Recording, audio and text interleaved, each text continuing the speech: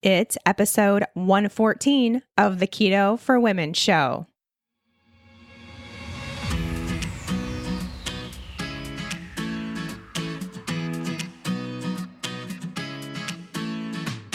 You're listening to the Keto for Women show.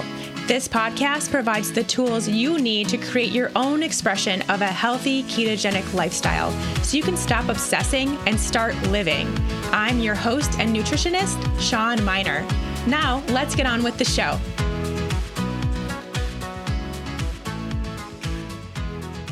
Hey, friends. Welcome back. Thanks as always for joining me on this episode of Keto for Women. I cannot wait to get to our guest today. You guys are going to have so many light bulb moments and just really connect with the information that Laura Goldner and I talk about today. She is a practicing Denver psychologist here locally to me. We've become friends over the past few months with our shared knowledge and information about how women need to heal their mindsets in order to heal their body. So we're going to talk about that today with a real true psychologist. I just was in awe the whole time, and I think you will be too.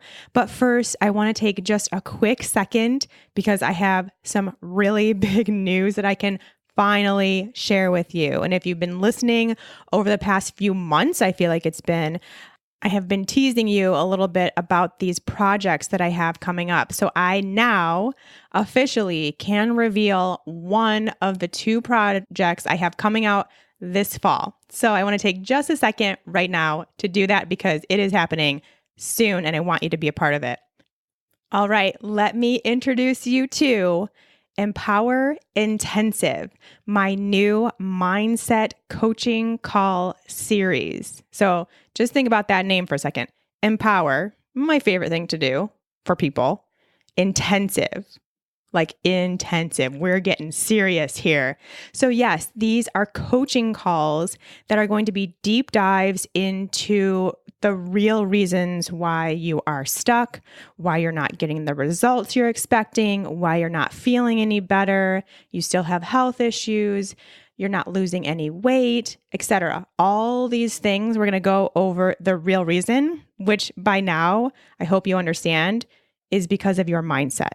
We are going to cover that. So every single month, they're going to be semi-monthly, I'm calling it, because I'm not exactly sure of the full schedule, but they will be, 4 or 5 weeks apart. We are going to have a live coaching call about a specific topic. And these topics will be mainly focused on changes in your mindset regarding your diet, your body, your weight, your health, why you're self-sabotaging, why you can't get motivated, why you can't accept your body now, all this stuff. We're getting into the nitty-gritty about it and what we as women are constantly challenged with. And I am right there with you. I've been through it all. And that's, I guess, part of the reason why I feel like I'm qualified to even teach these interactive, intensive coaching calls is because I have so been there with you. And I think you all know that by now. And I'm out of it. And now I want to help you. So they are 90-minute live interactive calls, which means you will have the opportunity to ask me questions. I'll go through some coaching for you all. So how it will work, 60 minutes, I'm going to be teaching, in-depth teaching about that particular topic, all the things you're not thinking about, stuff we're definitely not covering here on the Keto for Women show because we just don't have time. It's not visual. I need visuals in order to teach. We are kind of going over things quickly here on the Keto for Women show. We are going to get into it, really get into it in that 60 minutes. Then I'm going to spend about 25 minutes going into some live Q&A coaching. So I will coach you through whatever your sticky point is. As a participant, you'll be able to hear that coaching. And of course, I don't know if you've ever noticed this, but one of my favorite things is listening to other people being coached because I get so much from that other person's situation that is relevant to mine. And then the last few minutes of the call, I'll go over the action items for the month, which brings me to a point. There's homework. You can basically think about this as you're going back to school. I want you to go back to school and learn the stuff that is actually going to change your life, not chemistry, not biology, not algebra. We're learning the real stuff that we really need to know in order to live a better life and be happier and see the things that we want to see, have them come true. So that's what we're going to learn when we go back to school this time. But yes, there's homework, because with mindset work, you can't just learn. You can't just hear someone, take some notes and think you're good. You have to do. You have to do the work. You have to integrate it into your life. It's not always easy. It's not always fun, but you have to do it, and it makes it so worth it when your life changes. When you feel and see those changes, it makes it all worth it. All right, so let's talk about what else is included in these calls. So not only do you get access to the live call, so you can be on this call live with me for an hour and a half, once a month, see my face, see the slideshow that I'll be presenting to help you learn. It won't be boring, I promise. It'll be cool. Whenever I think of slideshows, I think super boring, like I want to fall asleep. It's not that. We'll have a lot more fun, I promise. I think you can already tell by how passionate I am about this stuff that it's not going to be boring. But anyway, and if you can't make it live, side note, you will get a recording. Every single person gets a recording of what was covered, like the entire video, forever. You have it for lifetime access. You can go back and watch it 1,000 times if you want. I don't know if I'd do that. I think I'd get really sick of myself, but you can. Anyway, so access to the live call and or the recording, the chance to ask me your questions. You will also get a printable outline before the call to help you take notes. So it'll be everything that we're covering in the call in a really good, easy place to take notes in relationship to you and your life and your situation. Because again, I want you to get this stuff and implement it, which means you need to be listening and paying attention, and note taking helps with that so much. So you'll get a nice printable place for you to take notes about what's going on in that call. You'll also get that list of action items that I talked about. So once the call is over, you will get a list of everything you're working on for that month. And it's going to be like 3 to 5 things. It's not going to be like 20 things you're supposed to do for the whole month. It'll be very easily integratable into your life without taking over your life, I promise, because that's just another way to not have it work, is to overload yourself, as I think we all know. And then you also get an invitation into the Empower Intensive Book Club.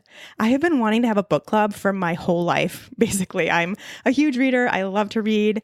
I actually love reading about this kind of work and this kind of stuff. It is fascinating information. There are some great books out there, and I want to share them with you, and I want us to go through that together. So every call, there will be an accompanying book, and you can take the time that following month to read the book, and we'll spend a few minutes at the beginning of the next call going over what we liked, what we didn't, what we agreed with, what we didn't agree with, all that stuff.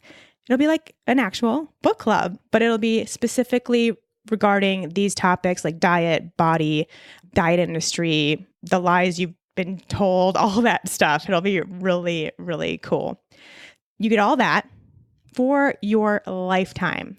You get lifetime access to all of those materials, including that recording of the call. So you can go through everything. If for whatever reason you got sidetracked the month that we did this, you can go back in 3 months or 6 months or a year and do it again. And it will always be helpful. That much I know. So the best part about this all, are you ready? You're going to get all of this for $29, not $290, $29.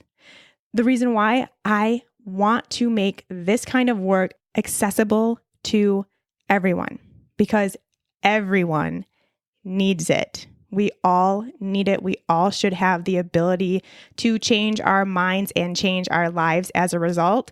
So $29, that's all it is.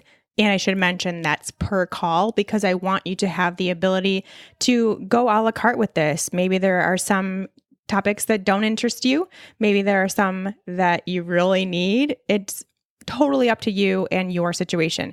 Now, what I will say, like I mentioned, they build on each other. So we're starting right now in September with how to silence your diet ego so you can listen to your body. And remember in last week's episode, I mentioned and explained a little bit about the diet ego, or basically just in general, how our ego takes over everything we think about and how it provokes negative emotions around your food. It keeps you stuck. It just keeps you from being able to listen to your intuition.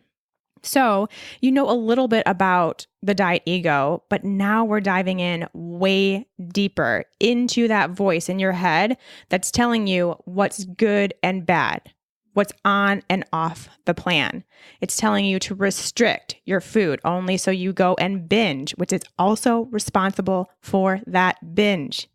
It tells you that eating fewer calories is all you need to do to lose weight.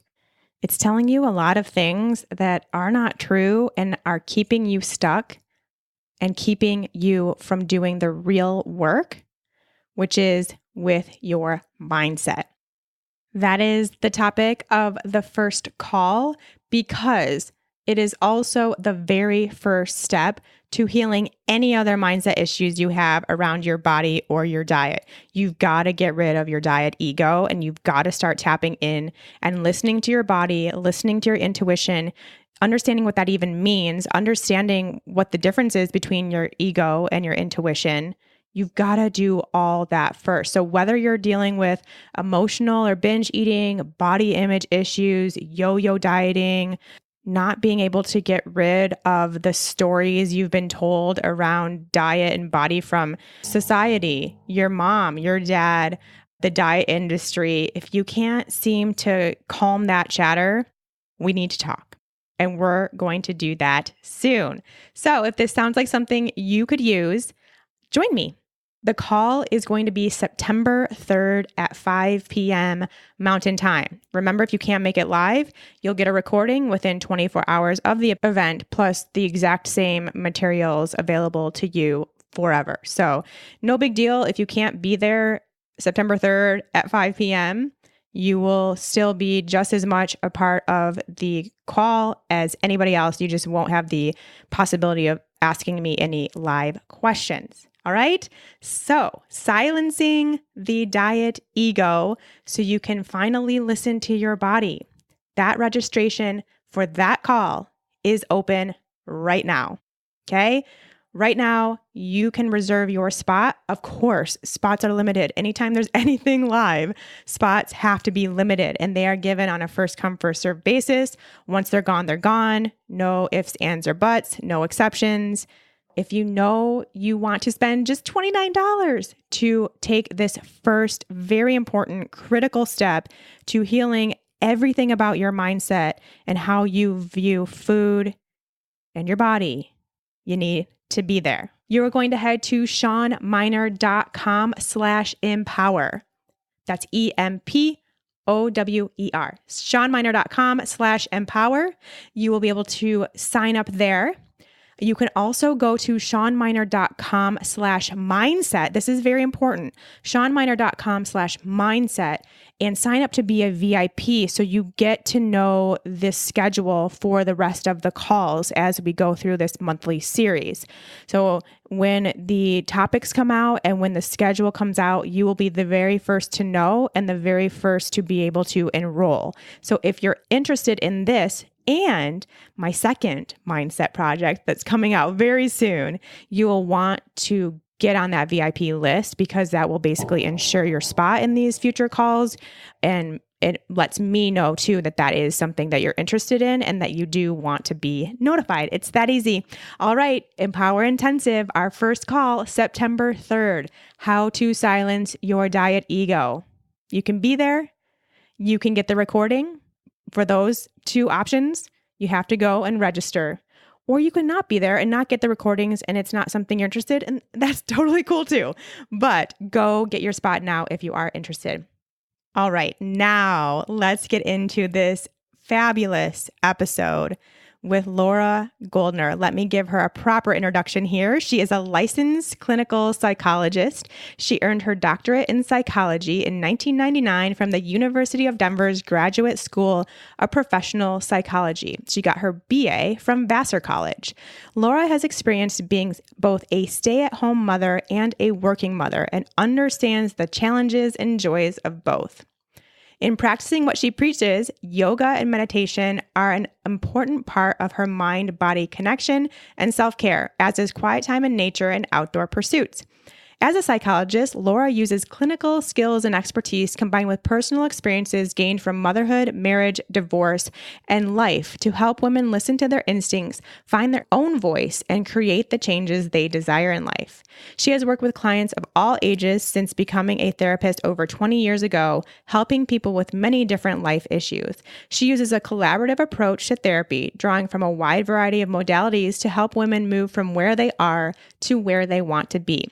She is also certified in Will I Ever Be Good Enough? Healing the Daughters of Narcissistic Mothers, a powerful approach to healing this dynamic.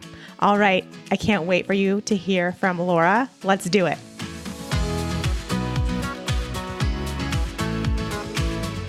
Laura, thank you so much for coming on the Keto for Women show today. Thank you. I'm so happy to be here. I've really been looking forward to this. Yeah, and we have been connecting for a few months now. We have a lot in common.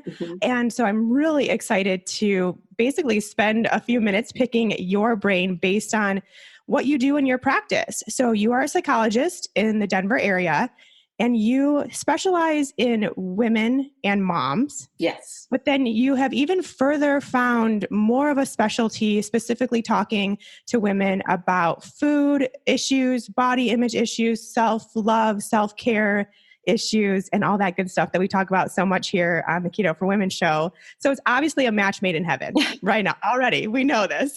But anyway, I would love for you to introduce yourself to everyone. Tell us a little bit more about what you do, how you got into it, all that good stuff. Sure. Yes, I'm a psychologist in private practice, Denver Counseling for Women.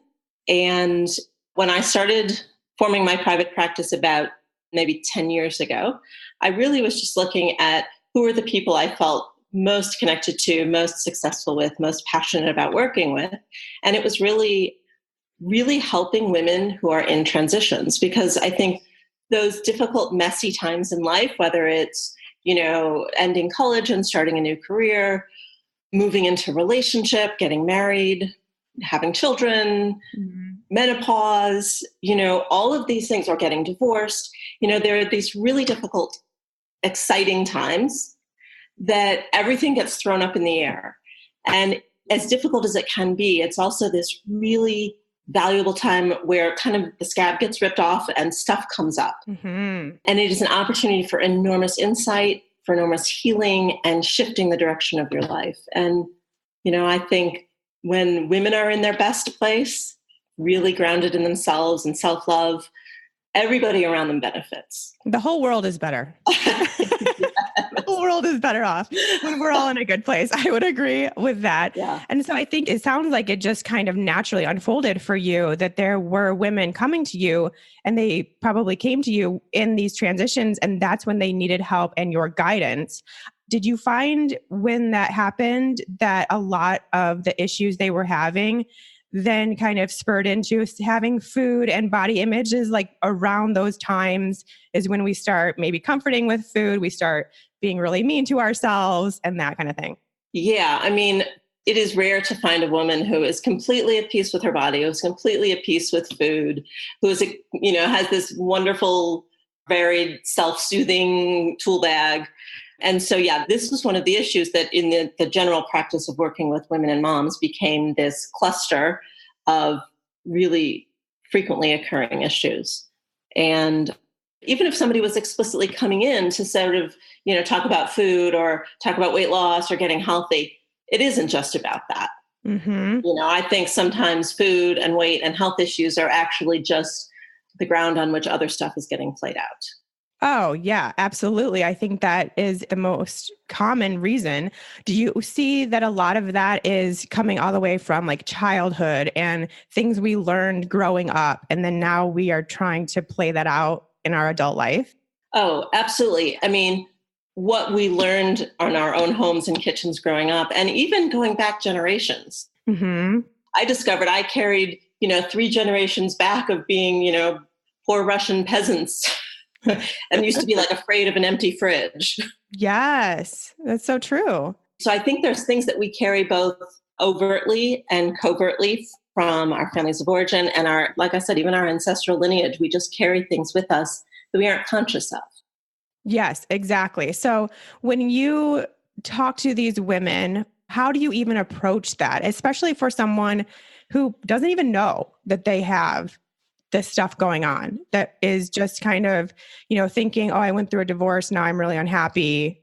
I need to do something about it. But then you start diving further and further and further into this stuff Mhm. and realizing that they do have some really negative self-talk going on, body image stuff. They're trying to control their food only to go binge later. Mhm. It's all very common stuff, right? Oh, yeah, totally. And, it's interesting because I think one of the first things is just to make it conscious. I Hmm. think for some people, men and women, but we just cut off. One of the things that is an early warning sign that somebody's disconnected from their body is they'll be talking about something emotionally difficult. And I will ask them, how does it feel in their body? Or where do they feel it in their body? And they're completely disconnected from it. Hmm. So sometimes one of the early things is literally just doing breathing. What does it feel like? What does your body feel like? Or starting to do various sorts of kind of guided exercises to connect to their bodies. Because, I mean, think about it. If you're not paying attention to what your body feels like, you're not aware you're stressed until you're, halfway through a pint of Ben and Jerry's. Hmm. You're not realizing you're tense, maybe until you're having a full blown panic attack. You're not even realizing you can't tell hunger cues, hunger and satiety cues. You're just not connected to them. Right. So for some people, that's actually just a really important fundamental. Just anybody. I mean, I feel like there's so many of us who don't even know how we feel in our bodies. Hmm. And then we're trying to get healthy. We're trying to lose weight. We're trying to figure out our diet. We're trying to do all this stuff. But we have no idea how we even feel in our own bodies. Right. So, yeah, these simple things like having some sort of breath work, having a Hmm. practice just around breathing and learning how it feels to actually breathe. Exactly. I love that idea. Yeah, it's a really powerful piece of self-awareness. And then there's this other really, like when we're specifically looking at food and people's complicated issues around food and eating, there is almost always guilt and shame tied up with it. Hmm. So there's this really complex thing, which is people feel bad. They go to the thing they know, which is food. I'm going to go have that piece of cake. And they wolf it down. And then 5 minutes later, they feel awful. Of course. And so what they've actually done is undone any good, look, food can be a comfort Hmm. sometimes, Absolutely. and it can be a joy. It should be a joy. Yeah. Yes, absolutely. But we're so tied up in, you talk about this all the time, and the shoulds and the oughts and the mustn'ts and the bad food and the good food. And we aren't paying attention and losing connection to what we're doing with that. And so sometimes when somebody's saying, my cholesterol is really high, I need to change the way I eat, and I feel guilty every time. And I'm like, I want you to go have whatever you're going to eat. You go have that macaroni and cheese at the bar, at the salad bar. Hmm. And I want you to enjoy every mouthful of it. I want you to slow down, pay attention to how it feels in your body. And then, and this is something that, I often do with them because the guilt is so hard to address on their own. Right. But sitting with first, just allowing it to be what it is. And, I think part of your thing about, listen to how your body feels. What does hunger feel like? How does eating a particular food make you feel? Because it isn't one size fits all. Never, Yeah. ever. And, going to that macaroni and cheese scenario, if you're really taking every single bite and really enjoying it and understanding what it's doing in your body, if if it is making you feel good, if it's making you feel bad. Is it satisfying a craving that you had? Are you still hungry or are you super full afterwards? All it is slowing down. Right. And acknowledging what's going on. Right. And paying attention to allowing it to, like, being with the pleasure of it. And then recognizing and starting to understand the role that the shame plays in driving the behavior. Because you feel ashamed, you retreat, you feel awful, you get tense, and then that drives the cycle. I want to go comfort myself again. It's a never-ending cycle. Right. And it's not that, as I said, food can occasionally be a comfort and should always be a joy. But one of the things that I also work on is helping people build a whole toolbox of different means of coping, calming, soothing. Right. Because I think, is it true that a lot of us just assume that food is going to be it? Right. Like, it's like, I'm feeling an emotion. Where's the fridge? Right. It's the quick, easy go-to. Yes. But there are so many other things that all of us probably have. And this may be something that maybe you have seen is it's almost like as we become stressed or we become these career women or we become moms, it's like we kind of forget the other stuff that makes us happy in our lives. Yeah. And so then when we do have an emotion, we can't turn to this like amazing hobby that we have because now we don't really have it because we have our career or our kids or our husbands or our wives, whatever. And it becomes like, we don't know how to cope. We don't have any tools. Right. Well, and there's this interesting and complicated thing for women. We have this, I believe, a biological urge to nurture. Whether it's our dogs or our plants or our kids or our partners or our... It's so true. And one of the things that I work a lot with women on that absolutely ties into food, body image, sexuality, whatever, is we are drawn to take care of everybody else. And it's often can be very fulfilling, but we do it at the cost of ourselves. And so many women come in saying, I don't have time. I don't have time for me. I don't have time to exercise or make a meal, or I don't have time. I'm too busy to meditate, which is, completely counter. Yikes. And I think there's so much guilt and shame and even pressure from other people in our lives to be that role. And then if we give and give and give, we deplete ourselves. And then not only do we have less to give, but what we do have to give comes from not a clear, clean place. Right. And, I will sometimes frame it as the more that we take care of ourselves, the more that we have to give to others. That's really abundant. It's so true. And yet it's really hard for people, for women to do that. And does it have something to go kind of some sort of connection to this kind of, I hate to call it this, but this hate that we have for ourselves or our bodies, or just not feeling worthy, feeling guilty about everything that we do? Yeah, absolutely. Like we don't feel like we deserve to take time for ourselves. Yeah. And I will sometimes ask women, whether it's about, spending the money on something for themselves or the time. I'm like, if your child needed, to spend $500 on a health thing, would you do it? They're like, yes, absolutely. No question. But when they think about themselves, we can't afford it and we don't have the money and there's more important things. What are you telling yourself? You are unworthy. Exactly. You're not worthy of taking what you need to do to get well. Right. It's not an important thing. It's not on the priority list. Right. And there are so many things, if you really look at, I'll sometimes have women write down their priority list, and of course they're either not on it or at the bottom. And then we really look at it. Yes, we do have to take care of our children and we do need time for our partners and we do need to make sure there's food on the table and clean clothing. Those are true. And look at all these other things. Like, are those really necessary? Do those really come before your health and emotional well-being? And again, I will revisit what I said at the beginning, which is, if you're okay, everybody else is going to be okay around you. In fact, they'll probably be better. Right. So then going back to, we turn to food. It's a very natural, normal, societal almost thing, I think, for women to turn to food when they have any emotion, whether it be stress, sadness, joy, excitement, any emotion there's some sort of connection to food. And so you're saying start looking at some other ways that you can express that emotion. So what are some examples of things that we could do? Well, again, some of it can start with just awareness. Like, what am I feeling right now? Is this hunger? Is that thing, that pit in my stomach, is that hunger or is that tension? Mm-hmm. What would happen if I spent 5 minutes breathing? It's so interesting. Sometimes I will have clients in my office, anxiety really stirred up. And I will lead them through literally 3 or 4 minutes of breath exercise or a guided meditation. And it's like their anxiety goes from a 10 to a 3. 3 minutes, 5 minutes. There's this really easy breath technique called the 4-7-8, where you breathe in for 4, you hold for 7, and you breathe out for 8. Or if in the beginning that's too much lung capacity for you, then you can shorten that. But the important thing is the extended exhale. So the extended exhale is a signal to the body that it's safe to relax. I mean, if you think about like when you come home and you like flop on the sofa, you go, ah. Yes.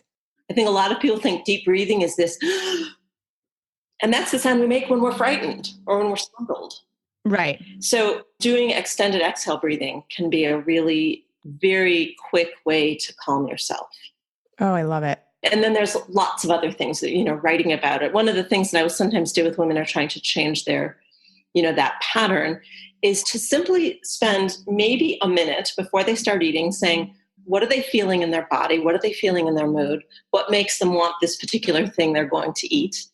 No judgments, just self-awareness. Right. I really emphasize women looking at their patterns with curiosity and compassion and not criticism. Because the criticism and the shame will drive it underground. You're never going to get the real answers. Ooh, I love that so much. Curiosity and compassion. Yeah. Oh, not criticism. Oh, I love that so much. You can apply that to every area of life. Every area. I mean, I every day, with almost every client I see every day, that question comes up. Oh, I love it so much. All right. I have a little bit of a loaded question for you. It'll spark some good conversation, I think. Why do we hate our bodies so much? Well, it is a really complicated issue. And I'll throw out various thoughts I've had over the years because, I'm part of this culture with everybody else. Yeah. I mean, none of us are immune. That's for sure. Yes. I think one of the things is it's certainly starting to shift now, but, when I was coming of age and, maybe except for maybe the last few years, when's the last time you saw somebody on a screen in acting who's the object of sexual attraction or having sex who was bigger than a size 4, unless it was a ridicule. Right. And, same thing with all the media, everybody being airbrushed to within an inch of their lives. And I think some of it is that. And I even find myself, now these days I see in catalogs, very average size women and above average size women, in underwear as underwear models and clothing models. And it's like every time I see it, it's this, like it jolts me into this realization of what I've been absorbing, what we've all been absorbing our entire lives. Yeah, it actually is true that now, since there are so many more companies getting on this, like all bodies are beautiful movement, which is great. But now it's like, it's still, you still notice it. Right. It still almost seems weird, which means what have we been doing these past however many years? Our unconscious judgments. And then of course, it isn't just judgments of external other people, it's judgment of ourselves. And, you look at your friend who has, long, lean legs. I will never have long, lean legs. I'm 5'2". Yeah, I'm 5'1". Not going to happen. and you think, oh, like her, she's better than me. She's more beautiful than me. But what is uniquely me? Mm-hmm. And uniquely me is different than what is uniquely you. And what's beautiful about each of us that's different. And you don't have to look like some established image of what is beautiful. And so then, in addition to feeling bad about the things that are quote unquote less than perfect, we're also not enjoying and appreciating the beautiful, wonderful things about us.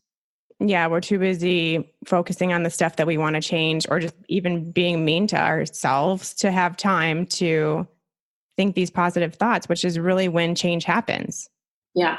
You need to change your thoughts in order for anything sustainable, whether that is a change with your food, your emotions, your relationships, anything. Like you have to start with changing your thoughts, which I'm sure you would agree with. Oh yeah, absolutely. And the tricky thing about that though is that, while there is a fake it till you make it aspect, really just, even if you're just practicing saying the words I love and accept myself exactly as I am or whatever, there's also, if there is shame and judgment like deep down, those words are just a Band-Aid. And so that exploration of the deep down issues that formed it, and it's usually multiple, sometimes it's family of origin. I have one client who, was scarred at age 19 or 20 by a boyfriend who shamed her, even though she has a boyfriend who adores her in exactly the same body. Mm-hmm. And she still hears the old words from 20 years ago. Yeah. So you have to kind of do some work. It takes probably a little bit of work in order to uncover those. For a lot of people, it's not just on the surface. Right. Yeah. And so often people don't realize the deep connections, even if they can tag something in the here and now. When their reaction to something that's the here and now, like putting on a dress from 2 years ago and it's too tight and, the shame swells up. Mm-hmm. If the reaction is disproportionate to the event, which I think that is, there's probably something old that's riding on the coattails, and when we can get down to that, and, that is usually the work that is done in psychotherapy. I think that's hard to do on your own because we can't see outside of our blinders. We can't see what we don't know. Right. So it seems like at this point, if this is all resonating with you and you have some underlying things that need to be uncovered still and worked through, then seeking out a professional would probably be the best answer. Yeah, absolutely. I obviously believe strongly in the power of psychotherapy to create enormous healing and change. This is going off topic, but since we're on this, do you ever feel like people feel almost ashamed for having to get help to talk about their issues? Oh, yeah. Yeah, that's so sad. Yeah, there's the notion that you should be able to handle it yourself. Mm-hmm. Or another one I hear is, it happened 30 years ago. I need to just get over it. Mm-hmm. They say it with that disdain mm-hmm. that I'm showing in my voice, like just really shaming themselves for not being able to figure it out on their own. Yeah, it's so sad. But we all could probably use some professional guidance in this. So please don't feel that if you do decide that you need professional help. I think it'll be immensely helpful. Yeah. Before we get deeper into this episode, I want to talk to all you ladies out there with high blood sugar levels, which I know is quite a few of you. We have a special VIP offer for all of our Keto for Women listeners from our partners over at Herbally, an organic wellness tea that supports healthy blood sugar levels. Did you know that there's actually an herbal tea that can help you take control of your blood sugar? All you need is 1 cup a day to start feeling its benefits. Herbally is full of ingredients that are scientifically proven to lower your blood sugar and improve your overall health. Here are some of the health benefits you can expect when you drink Herbally: stable blood sugar levels, reduced sugar cravings and improved digestion, increased energy levels, and a boost to your immune system. Sounds pretty great to me. Herbally Wellness Tea has a countless of 5-star reviews, including this one from Linda M. I was dubious when I bought Herbally tea, as I've seen so many products claiming to help regulate glucose levels. I've only been using this for a few days, but I've seen lower fasting levels. I enjoy a nice relaxing cup of tea in the evening, and I love the flavor. I'll continue to use this product. There's also one from Janet K, who says that after just a few days, her husband started drinking this tea and his blood sugar levels were at the lowest ever. So it's good for your partners too. Herbally is jam-packed with a blend of 8 natural ingredients, including ginger, turmeric, and lavender petals, to name just a few. These herbs have been used and proven in holistic medicine for centuries, which means Herbally's blend is 100% Sean approved. I love the holistic medicine approach for sure. No added sugar or artificial sweeteners either, another Sean approved item, but you'll be surprised at how naturally sweet and delicious this stuff tastes. We promise you will be going back for more. Best of all, you can enjoy a bag of Herbally 100% risk-free with their 60-day money-back guarantee. Visit bloodsugar22.com and use the code bloodsugar22 to get 15% off your first order. Again, that's bloodsugar22.com and use the coupon code bloodsugar22 to get that 15% off your order plus their risk-free 60-day money-back guarantee. Thank you to Herbally for sponsoring this episode of the Keto for Women show and helping bring the episode to air. All right, moving on. Now I want to talk about sexuality. Mm-hmm. Women are not very good at connecting with their sexuality. Would you agree? Oh my goodness, yes. It's actually one of my favorite things to help women through because our sexuality is part of our life force. Yeah. Oh, it's so great. Yeah. So why are we so disconnected? Well, I think some of it may have to do with what we mentioned earlier, which is our idea of what is sexy that we have absorbed through media is usually not us. Mm-hmm. And so therefore we feel embarrassed or ashamed of our bodies. So when you feel embarrassed and ashamed, that is antithetical to feeling sexy and feeling uninhibited. And I've looked at some research about what people find sexy in another person. And the interesting thing is they're not talking about the size of their lips or their breasts or their hips or their stomach or their height. It's that they are vibrant, that they feel comfortable in their bodies, that they walk with confidence, and that the particular sensuality that many women feel very connected to when they allow it. Yes. And that they're also just passionate about things in their life, that they talk with excitement and enthusiasm about, that they have a life that excites them. And that makes other people feel excited. Yes. And attracted. So it's not that we have to feel like we have a sexy body. Again, I'm using air quotes in order to connect with our sexuality. These are completely different things. Yeah. They're not a thing.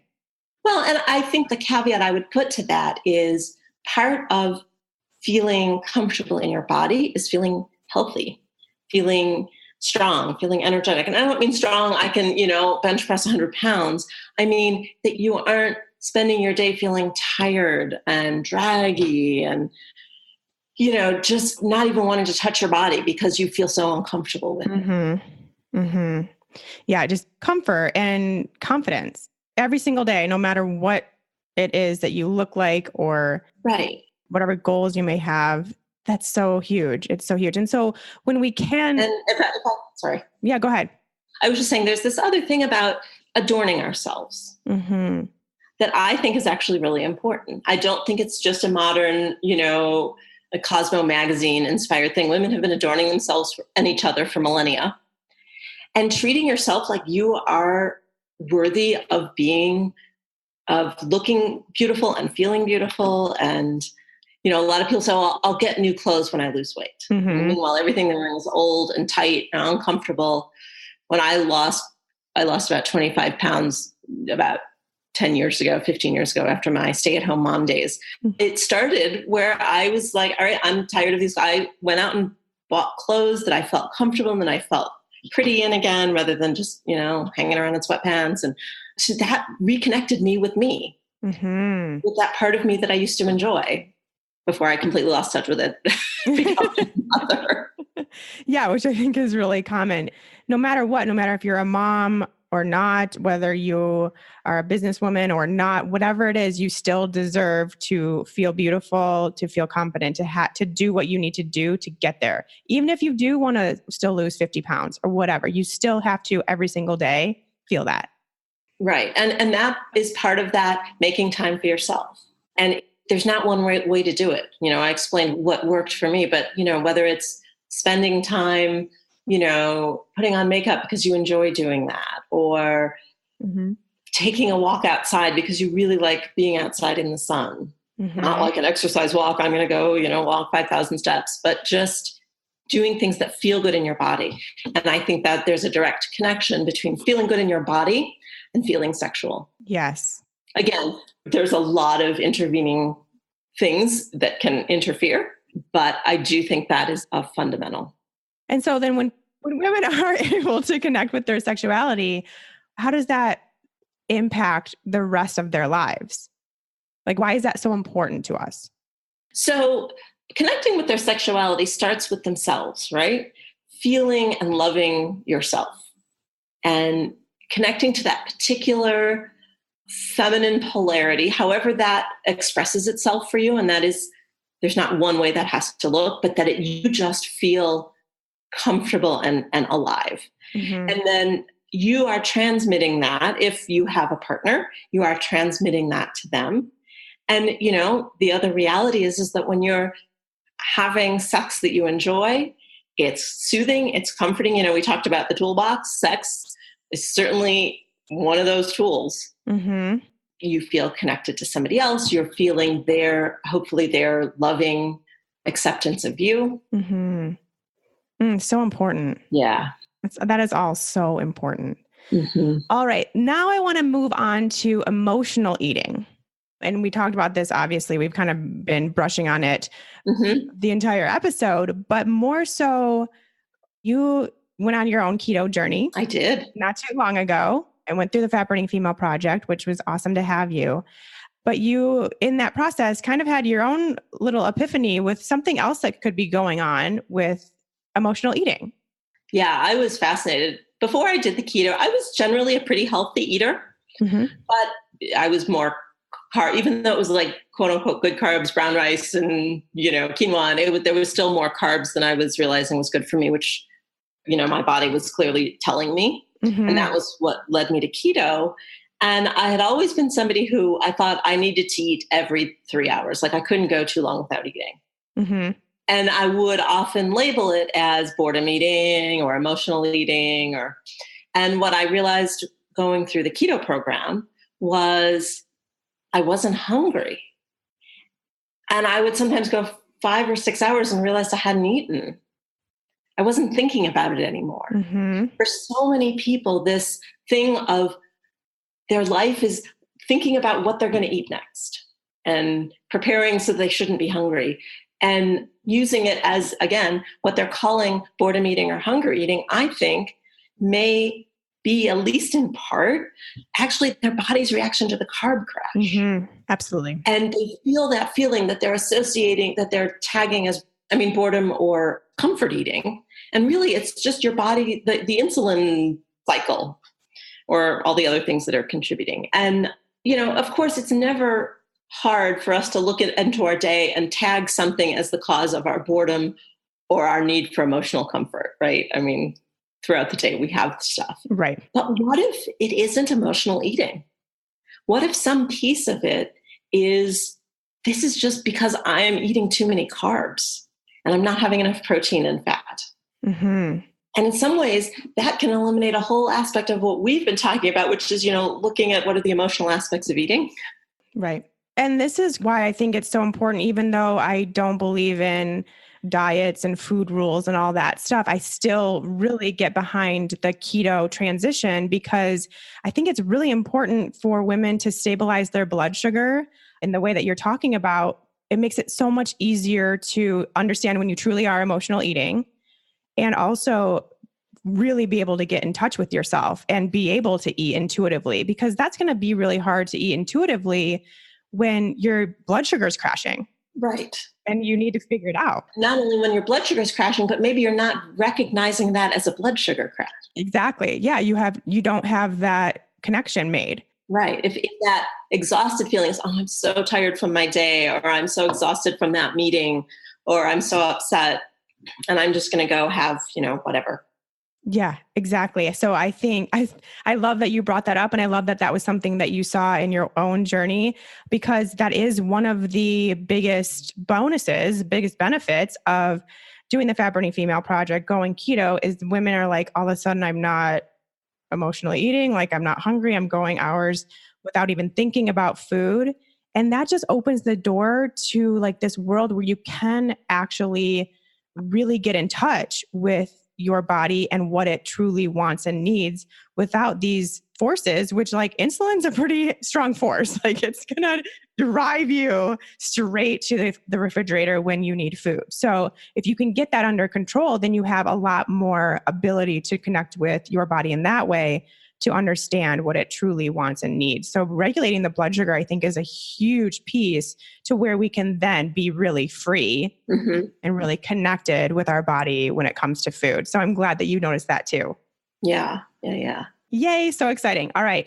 Now, last thing, you mentioned this in our notes. We have some notes here about what we were going to talk about. And you brought up these locus of control, which I had not ever heard of until last night. I was reading a book. So this is perfect. I was reading a book. I'm kind of trying to learn more about why people overeat.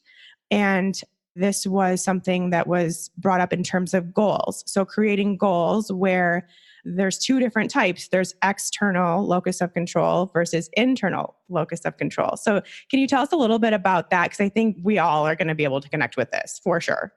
Absolutely. And those are sort of jargony terms that actually just refer to where do we look to get our information about ourselves. So if you can only feel okay inside, if everything around you is just so, which is a very typical anxiety pattern, then you spend your energy fixing everything around you, which honestly, really, we only have a certain amount of control over. Yeah. And so we're always trying to fix everything okay, everything out there to feel okay in here, as opposed to internal locus of control, which means regardless of what's going on around me, I can feel okay in here because I have all of these ways to handle what's coming up. I'm aware of what's coming up inside of me and I know how to handle it.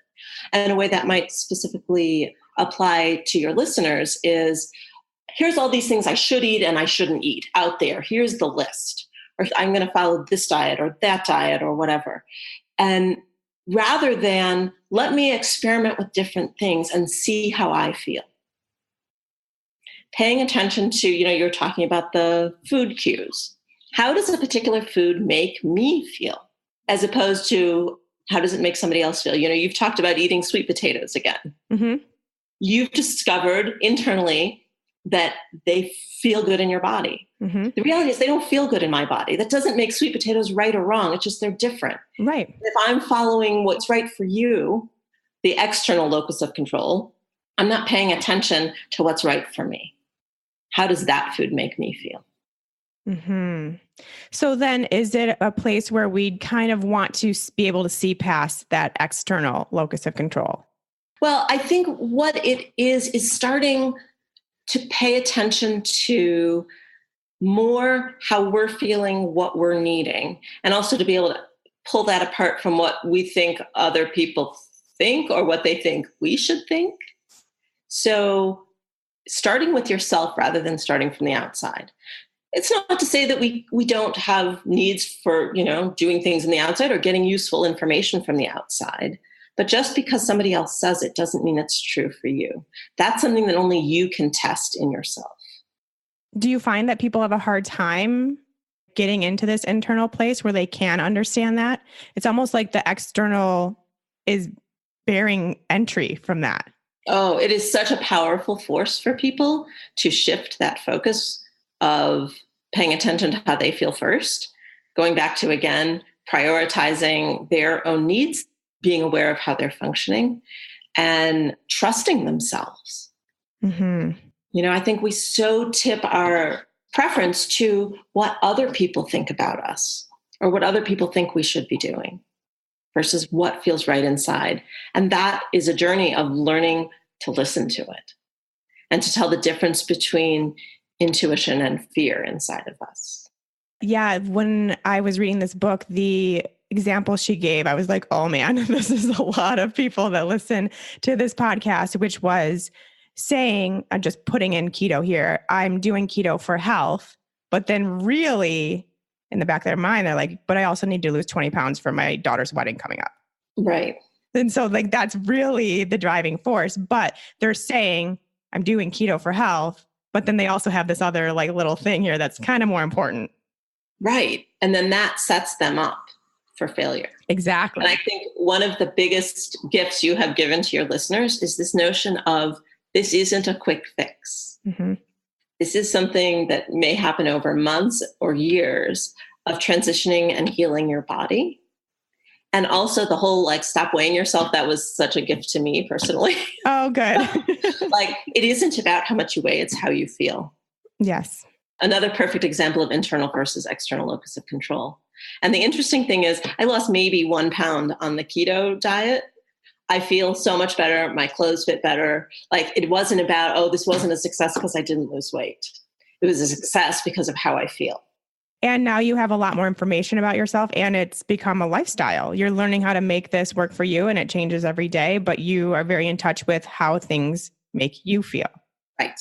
Which is all it takes. Right. And there's an interesting thing that happens that a lot of women struggle with, not feeling deprived because they're already depleted, right? So you mean that you're going to take away my ice cream too? Yeah. And I think when we start to pay attention, the thing that draws us stops becoming so compelling because we're already filling ourselves up in other ways that are healthy and replenishing. And then we're more aware of how those comfort foods make us feel. For instance, the other day, I was just like, oh my gosh, I just want to go get pho. Hadn't had it in months and months. Had this delicious bowl. I literally had to go home and nap. Yeah. And now when I think about it, it is completely unappealing. Absolutely. I felt so awful. And so again, internal checking, okay, I love this delicious food, but it doesn't make me feel good anymore. It's not good for me. And that just kind of turns off that desire. Yes. When you really have tapped into it. And then you aren't in deprivation mode. You don't feel like you're missing out. Right. You aren't depriving yourself. That's something a lot of women struggle with, of feeling deprived when they think about making changes.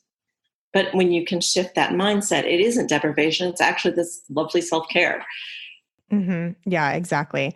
Okay. One small thing before we go, I just have to touch on this because you ended our notes with a quote from what you call one of the fathers of modern psychology, Carl Rogers, which says, "The curious paradox is that when I accept myself just as I am, then I can change." Yes. That gives me chills. Yes. Me too. What a great thought. And this is something kind of sums up everything that we're talking about, is this idea of self-acceptance as you are today. And that's when things can change. Yeah. And it is a paradox that is completely inexplicable. I think it's that we're often fighting against ourselves. And so we create this tug of war. I was talking about the shame. Feeling shame makes you feel bad and it makes you retreat. And then you keep the cycle going. Of emotional eating, for instance. It's like when you stop and soften, there's finally room. There's finally room for you. Oh my gosh, I love that so much. Laura, you are just the best. We could do this all day. Well, thank you. It's so fun. This was really great. So tell people a little bit more. Now they're going to be all curious about what you do, where you are. You have a website. Tell people about that, where else they can find any work that you do. So I have a private practice in Denver in the Lowry neighborhood for the local listeners. Denver Counseling for Women is my website.